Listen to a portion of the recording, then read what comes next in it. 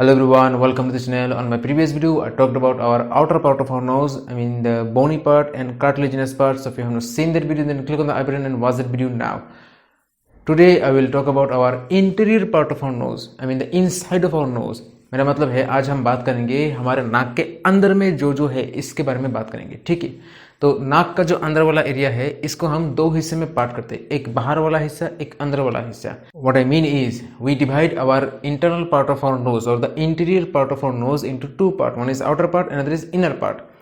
Outer part is known as vestibule and the inner part is known as nasal cavity proper। जो नाक का जो अंदर वाला पार्ट है, इसका जो बाहर वाला हिस्सा है इसको हम कहते हैं वेस्टिब्यूल और अंदर वाला हिस्सा को हम कहते हैं नेजल कैविटी प्रॉपर। वेस्टिब्यूल क्या है, मैं सामने से आके दिखाता हूं, ठीक है, देख रहे हो आप शायद। नाउ ये हमारा चमड़ा है, this is our skin. Now this skin is continuing and entering inside of our nose via these nostrils. Okay, I already talked about this nostril in my earlier video. Okay, now this skin area extends inside of our nose approximate 1 to 1.5 centimeter। ये जो चमड़ा है, ये चमड़ा हमारे नाक के अंदर करीब करीब 1 सेंटीमीटर से लेके 1.5 सेंटीमीटर तक अंदर तक होता है, ठीक है। उसके बाद म्यूकस लेयर शुरू होता है। After this skin area, mucus layer starts. The another type of epithelium starts, mainly ciliated columnar epithelium. Now, this skin area consists of lots of hair follicles. ये जो अंदर में चमड़ा है, बाहर का जो चमड़ा अंदर से घुस रहा है, अंदर में बहुत सारे बाल होते हैं, ठीक है। Now, these hair follicles are known as vibrissae। ये जो नाक के अंदर में बाल होते हैं इसको हम कहते हैं विब्रिसी, ठीक है। Now another extra point that I told you in my earlier video that these parts are known as ala, but these ala we call it from outside, from inside we call it vestibule।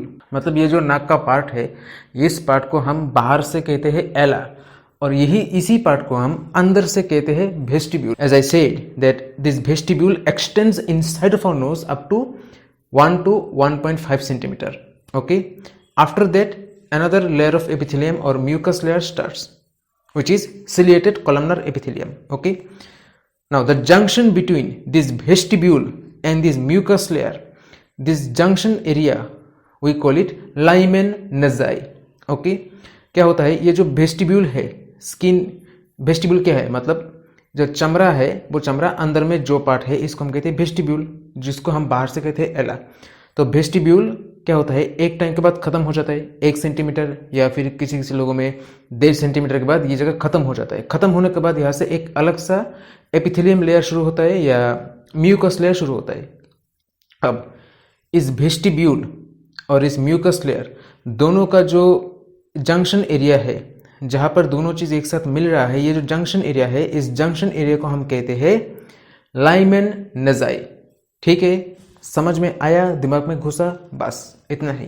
ये जो हमारा नाक के अंदर है, एक और चीज, अगर मैं मेरे नाक को ऐसे वर्टिकली लंबा लंबी करके काट दिया, ठीक है, तो इसमें जो मिड लाइन पड़ेगा या सेंट्रल एक्सिस पड़ेगा, सेंट्रल एक्सिस के बराबर जो भी है वो मीडियल है, वो आपको पता है, सबको पता है।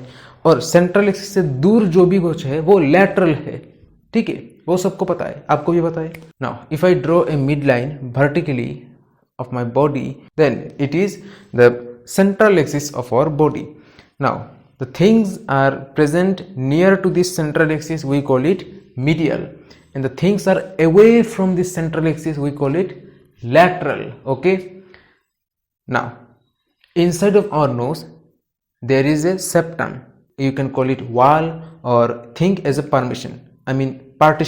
Okay, so this wall, which is also known as the partition, which is also known as the septum we call it medical terms. Okay, तो क्या होता है, ये जो हमारे नाक का अंदर वाला एरिया है, अंदर में होता है एक सेप्टम जो बीचों बीच खड़ा है, ठीक है। सेप्टम क्या होता है, एक दीवार जैसा है, ठीक है। दीवार के उस तरफ अलग सा दुनिया, अंदर में अलग सा दुनिया, ठीक है। तो इस सेप्टम को हम कभी दीवार कहते हैं या फिर पार्टीशन कहते हैं, ठीक है। अब वॉल जो है ये मिड लाइन बराबर है। This partition or the septum or the wall presents at the midline area, so we don't call it medial septum or midline septum, क्योंकि ये septum already midline में ही है, इसको हम और कुछ भी नहीं कहते, बस septum, सिर्फ septum और कुछ नहीं। Now the side area of the interior part of our nose we call it lateral wall, one for the left nose, another for the right nose in the inside. I am talking interior part, okay, that's it. Vestibule तो मैंने बात कर चुका हूं, अब मैं बात कर रहा हूं नेजल कैविटी प्रॉपर के, ठीक है। नाक के अंदर क्या होता है, 3 हड्डियां होता है शेल के तरह, ठीक है। बाहर से ऐसे सुंदर सजावट से जो आप फोटो में देख रहे हो, इसको हम कहते हैं टर्बिनेट, कोई इसको कॉन्का कहते हैं, ठीक है। तो बेसिकली 3 टर्बिनेट होता है, एक ऊपर का, एक बीच का, एक नीचे का। What I mean is inside of our nose after the vestibule, I mean in the nasal cavity proper, you will find 3 bony structure, shell-like bony structure. We call it turbinate or concha. Okay. Now you can say concha or turbinate, that's your wish. So basically 3 concha or turbinate presents. One is superior, another is middle, another is inferior. Now in few people you can find extra another concha or turbinate above to the superior turbinate, we call it supreme concha. मतलब क्या होता है, कुछ लोगों में आपको क्या मिलेगा, एक और एक्स्ट्रा कॉन्का या टर्बिनेट मिलेगा जो आपका सुपीरियर कॉन्का से बहुत ऊपर रहता है, इसको हम कहते हैं सुप्रीम कॉन्का, ठीक है। अब एक और चीज आपको जानना पड़ेगा, क्या है कि ये जो टर्बिनेट्स है या फिर कॉन्का है, कॉन्का के बीच में एक गैप होता है, मतलब 2 कॉन्का के बीच में एक गैप है, इस गैप को हम कहते हैं meatus. I mean the gap between 2 turbinate or 2 concha, we call it meatus, okay.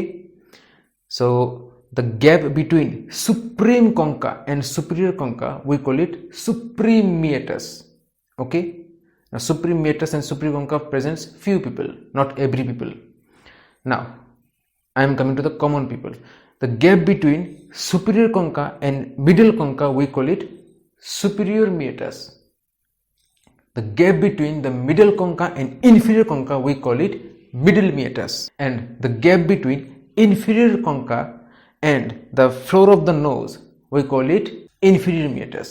हम शुरू करते हैं एकदम नीचे से, क्या है आपका, नीचे में आता है आपका inferior concha और inferior meatus, ठीक है। अब एक एक्स्ट्रा एडिशनल पॉइंट आपको बोलना चाहता हूं कि अगर आपके सामने टॉर्च लाइट है या फिर मोबाइल का जो बैकग्राउंड में जो फ्लैश लाइट होता है, उसको पकड़ के आईने के सामने जाके अपना नाक ऐसे उठा के अगर टॉर्च मार के अंदर में देखते हो, तो आपको एकदम अंदर के तरफ एक पिंक कलर का एक गोल जैसा दिखाई देगा, हल्का हल्का, जो अभी फोटो में देख रहे हो।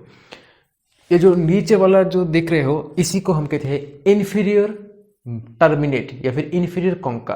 What I mean is, if you have flash light और torch light in your hand, then go in front of mirror, hold your nose up to this side and switch on the torch, then you can see the pinkish round color just like this photo inside of your nose. This is inferior concha. अगर मेरा video कोई 3rd year के students देख रहे हो तो अच्छी तरह से देख लो, क्योंकि यही टॉपिक आपको जो ENT सर्जन में मिल रहा है वो मैं दोबारा एनाटॉमी के अंदर में नहीं बताऊंगा, ठीक है। यही से देख लो, याद रख लो, ठीक है, या फिर मेरा वीडियो सेव करके रख लो। क्या होता है, ये जो इन्फीरियर कॉन्का के नीचे वाला एरिया है, इन्फीरियर मीटस, इन्फीरियर कॉन्का तो हड्डी वाला स्ट्रक्चर है, इसको कवर करके रखा है हमारा मियोकोसा लेयर, ठीक है, जिसको आपको पिंक कलर लगता है, ठीक है, क्योंकि बहुत सारे कैपिलरी भी होता है। एनीवे वो सब हम धीरे धीरे बात करेंगे। तो जो मैं कहना चाहता हूँ, इन्फीरियर कॉन्का के नीचे जो एरिया है, इसको हम कहते हैं इन्फीरियर मीटस। इन्फीरियर मीटस में क्या होता है, एक बहुत इंपॉर्टेंट स्ट्रक्चर होता है, हमारा जो नेजोलेक्रिमल डक्ट है। लेक्रिमल मतलब हमारा लेक्रिमल ग्लैंड जो हमारे आंखों में होता है, इन आंखों के साथ एक डक्ट होता है, मतलब एक नाली होता है जो हमारे इस लेक्रिमल ग्लैंड से नाली सीधा नीचे नामते नामते नामते नामते नामते नामते एकदम हमारे इन्फीरियर म्यूटस में के ओपन होता है।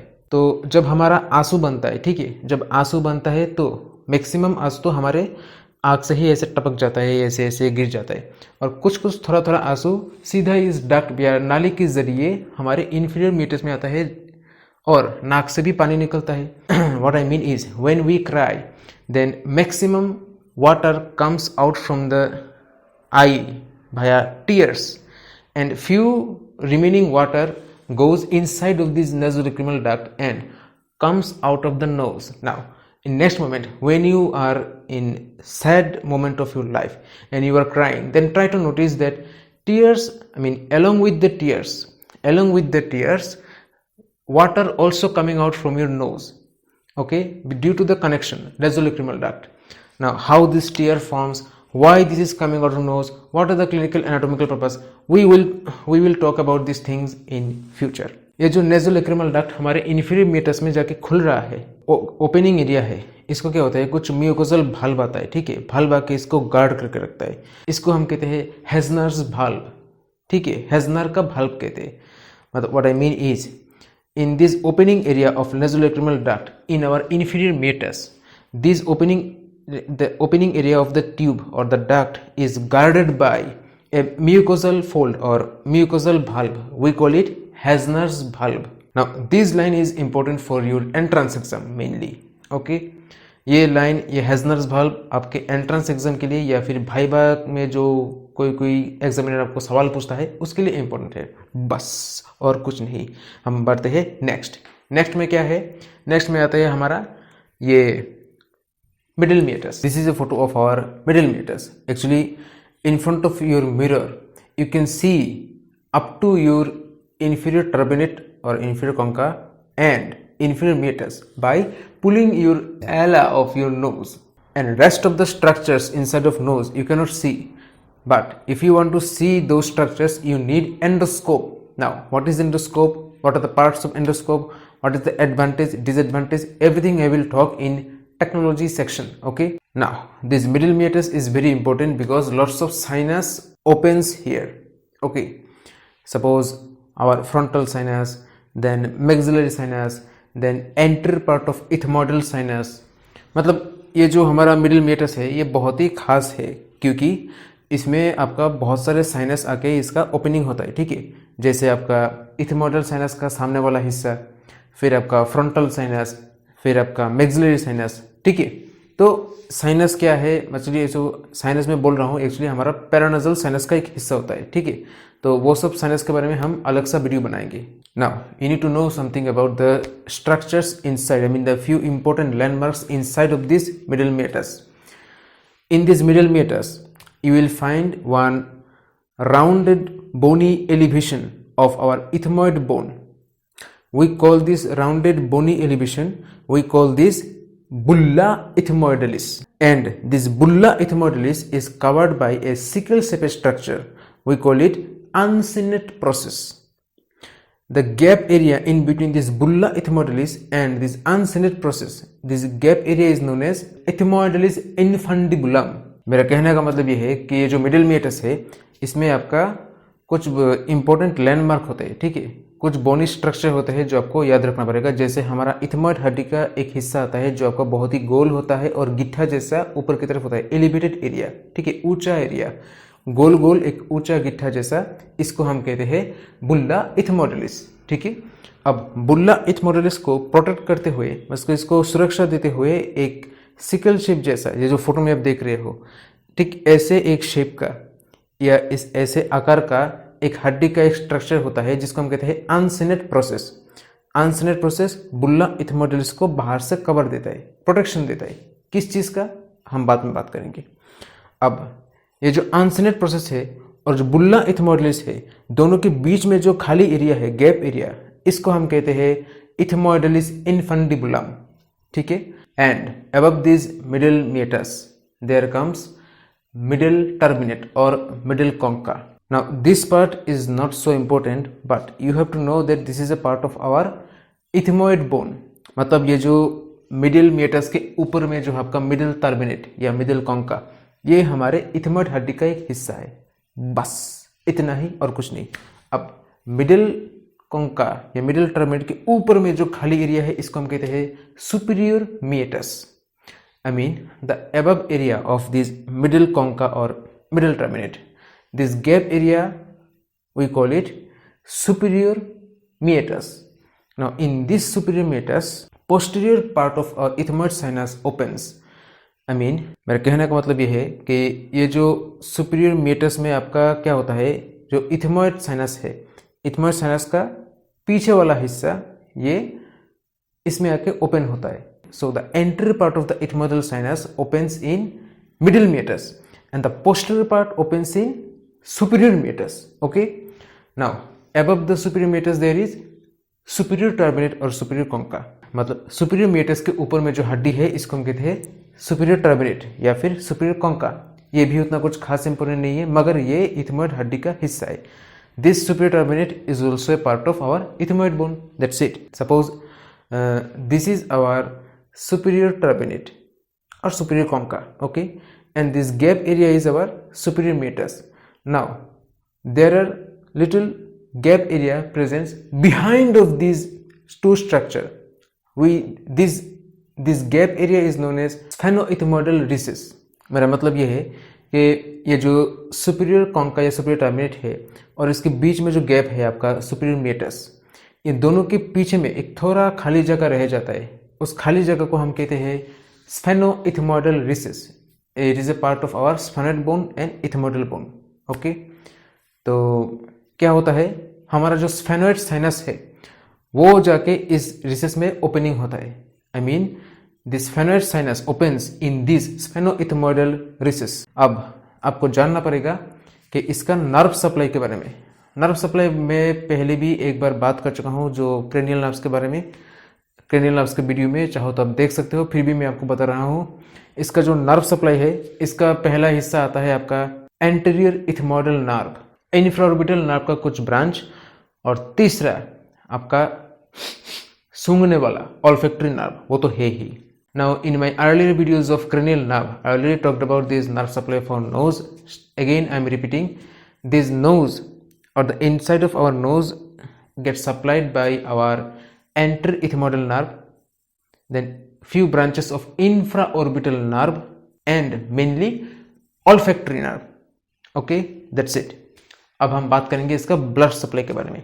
तो ब्लड सप्लाई में जो मेन चीज आता है आपका आर्टेरियल सप्लाई और वेनस ड्रेनेज. ठीक है, तो आर्टेरियल सप्लाई कौन कौन करता है? मेनली हमारा कैरोटिड आर्टरी जो है वही सप्लाई करती है. अब कैरोटिड आर्टरी तो थोड़ा दूर जाते ही आपका दो हिस्से में बढ़ जाता है, एक एक्सटर्नल और एक इंटरनल. ठीक है, तो हम एक्सटर्नल इंटरनल दोनों सेक्शन से ही बात करेंगे. ठीक है, पहले हम बात करेंगे ये जो बीच वाला पार्ट है सेप्टम, इसका ब्लड सप्लाई. फिर हम बात करेंगे ये लेटरल साइड में. ठीक है, सेप्टम के आजू बाजू में जो लेटरल पार्ट है इसका ब्लड सप्लाई करेंगे. This septum of our nose gets blood supply via few branches coming from external carotid artery as well as internal carotid artery also. Okay, so first I am going to talk about internal carotid artery. From internal carotid artery, mainly two branch arises. One is anterior ethmoidal artery and another is posterior ethmoidal artery. मतलब ये जो हमारा नाक का जो septum है, दीवार है, वाल है, इसको ब्लड सप्लाई आता है हमारे दो जगह से. एक एक्सटर्नल कैरोटिड आर्टरी से, दूसरा इंटरनल कैरोटिड आर्टरी से. अब मैं बात कर रहा हूँ इंटरनल कैरोटिड आर्टरी का. तो इंटरनल कैरोटिड आर्टरी जो हम शॉर्टकट में ICA बोलते हैं, तो इंटरनल कैरोटिड आर्टरी से मेनली दो ब्रांच निकलता है. एक आपका सामने वाला इथमोइडल आर्टरी, दूसरा पीछे वाला इथमोइडल आर्टरी. ठीक है, दोनों ही हमारे सेप्टम को सप्लाई करते हैं. हो गया. अब हम बात करेंगे एक्सटर्नल कैरोटिड आर्टरी से कौन सा ब्रांच निकलता है. एक्सटर्नल कैरोटिड आर्टरी से कुछ ब्रांच निकलते हैं, जैसे आपका पहला आपका नेसोपैलेटाइन आर्टरी और पोस्टीरियर नेजल आर्टरी. ये दो आर्टरी है. ये दोनों आर्टरी एक्चुअली स्फेनोपैलेटाइन आर्टरी का ब्रांच है. अब ये sphenopalatine artery mainly maxillary artery का ब्रांच है और maxillary artery external carotid artery का ब्रांच है. What I mean is, first of all there is nasopalatine artery and posterior nasal artery. This two artery are branch of sphenopalatine artery. Now this sphenopalatine artery is a branch of our maxillary artery, and this maxillary artery arises from external carotid artery. This is first part. Septal branches of our greater palatine artery. Now this greater palatine artery is also a branch of maxillary artery, and this maxillary artery arises from our external carotid artery. ठीक है, तो दूसरा हिस्सा क्या है? दूसरा हिस्सा है हमारा सेप्टल आर्टरी, ठीक है, सीधा डायरेक्ट सेप्टम में जाकर सप्लाई करता है। ये सेप्टल आर्टरी आता है आपका ग्रेटर पेलेटन आर्टरी से, और ये ग्रेटर पेलेटन आर्टरी हमारा मैक्सिलरी आर्टरी का भी ब्रांच है, और मैक्सिलरी आर्टरी तो आपको पता ही है हमारे एक्सटर्नल क्यूबिटल आर्टरी से आ रहा है, ठीक है, समझ में आ गया। अब तीसरा पार्ट सुपीरियर लेबियल आर्टरी, ये मेनली हमारे फेशियल आर्टरी का ब्रांच है, और फेशियल आर्टरी हमारे एक्सटर्नल क्यूबिटल आर्टरी से आ रहा है। What I mean is the third part is our septal branches of superior labial artery. Now this superior labial artery is a branch of our facial artery, and facial artery arises from our external carotid artery. Okay, now what happens, all these artery in our septum forms a local network or a plexus formation. We call it Kizilbeck's plexus. मतलब ये जो artery, इतने सारे artery यह इधर से उधर से आ रहा है, सारे के सारे आर्टरी हमारे नाक का जो बीच वाला पार्ट है सेप्टम में, इस जगह में आके बीचों बीच आके एक लोकल नेटवर्क बनता है, ठीक है, ये इसके साथ, वो उसके साथ, ये आर्टरी उसके साथ, इसका कैपिलरी ब्रांच उसके साथ, सब कुछ एक साथ इकट्ठा होता है, एक लोकल नेटवर्क बनता है, एक ग्रुप बनाता है, जिसको हम कहते हैं प्लेक्सस। अब इसका असली नाम होता है Kiesselbach's plexus. Okay, that's it, up to this much you have to know. Now I am gonna talk about lateral wall, मतलब ये बीच का पार्ट खत्म हो गया, अब साइड में क्या हो रहा है, साइड में क्या कौन कौन कौन सप्लाई दे रहा है वो हम बात करेंगे। Now I am gonna talk about the blood supply of lateral part of our nose, I mean lateral wall of our nose. Okay, so again few branches are coming from internal carotid artery. These are anterior ethmoidal and posterior ethmoidal. Actually these anterior and posterior ethmoidal, these are branches of our ophthalmic artery, and ophthalmic artery is a branch of our internal carotid artery. Okay, तो मेरा मतलब ये है कि ये जो बाहर वाला हिस्सा है, बाहर वाला हिस्सा मतलब लेटरल पार्ट, इसमें जो आपका इंटरनल कैरोटिड आर्टरी से जो ब्रांच आ रहा है एक्चुअली आपका ऑप्थेल्मिक आर्टरी, और ऑप्थेल्मिक आर्टरी का ही एक हिस्सा है आपका, और ऑप्थेल्मिक आर्टरी का ही दो हिस्सा है आपका एंटीरियर एंड पोस्टीरियर, मतलब सामने वाला और पीछे वाला इथमोइडल आर्टरी। तो anterior and posterior ethmoidal artery supplies our septum as well as lateral wall of our nose. That's it. Okay, अब हम बात करेंगे एक्सटर्नल कैरोटिड आर्टरी की। Now I am gonna talk about the branches mainly supplied by our external carotid artery. First part sphenopalatine artery. Now this sphenopalatine artery gives few branches to the posterior lateral part of our nose. Okay, posterior मानी पीछे, मतलब ये जो स्फेनोपैलेटन artery है इससे कुछ कुछ branch निकलता है जो हमारे नाक के पीछे की तरफ और साइड में, ठीक है, पोस्टीरियर एंड लेटरल के जो पार्ट है उस पार्ट को सप्लाई करता है। दूसरा हिस्सा ग्रेटर पैलेटन आर्टरी का कुछ ब्रांच आता है जो मेनली आपका मैक्सिलरी आर्टरी से आ रहा है। What I mean is this second part is mainly coming from our greater palatine artery which is a part of our maxillary artery, and the third part is mainly coming from our infraorbital artery. It gives few branch to our anterior and superior part of our nose. मतलब ये है कि जो तीसरा वाला part है जो आपका मेनली इंफ्राऑर्बिटल आर्टरी से आ रहा था, उसके से उस आर्टरी से कुछ ब्रांच निकलता है मेनली आपका नाक का ऊपर वाला हिस्सा सुपीरियर और सामने वाला हिस्सा एंटीरियर, ये एंटीरियर सुपीरियर पार्ट को सप्लाई करता है।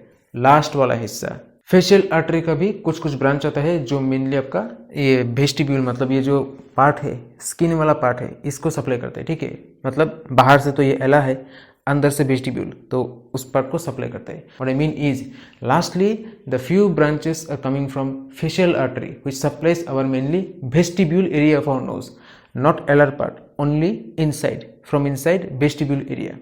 Okay, so this is the overall arterial supply of our nose. इतना आप समझ गए। अब हम बात करते हैं वेनस ड्रेनेज। वेनस ड्रेनेज के बारे में क्या होता है, जितने जितने आर्टरी का नाम बोला है सब का नाम को लेके आर्टरी छोड़ के वेन लगा दो, जैसे आपका ग्रेटर पैलेटाइन वेन, फिर enter ethmoidal when, poster ethmoidal when, septal when, I mean septal when, facial vein, तो इन सब वेन का जो ब्रांच निकलता है वो ही आपका वेनस ड्रेनेज करता है। अब इनमें से एक चीज आपको जानना पड़ेगा, वो है वुड्रफ्स प्लेक्सस। क्या होता है, सारा वेन एक इकट्ठा होके एक कॉमन नेटवर्क या फिर ग्रुप बनाते हैं जो हमारे जो इंफीरियर मीटस है उसके थोड़ा पीछे की तरफ, मतलब पोस्टेरो इन्फीरियरली, थोड़ा नीचे की तरफ और पीछे की तरफ, अंदर की तरफ, मतलब एकदम पीछे की तरफ, उधर में एक लोकल नेटवर्क बनता है सारे भेन का। उस लोकल नेटवर्क को हम कहते हैं प्लेक्सस। क्या नाम है आपका? Woodruff's plexus. What I mean is about the venous drainage of our nose.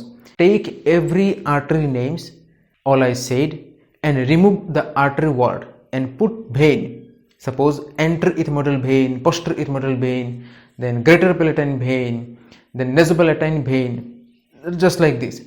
All these veins helps to drain the venous blood. Now, just like our Kieselbeck plexus, there is another plexus which is formed by our vein. This is known as our Woodruff's plexus. Mainly it presents behind the inferior terminate. तो arterial supply, venous drainage दोनों ही हो गए आपका। और नाक के बारे में ज़्यादा कुछ है नहीं। In my next video I will talk about this paranasal sinuses. Okay, तो अगर आपको मेरा वीडियो अच्छा लगता है तो लाइक करो, सब्सक्राइब करो, शेयर करो। फिर मिलेंगे, तब तक के लिए बाय।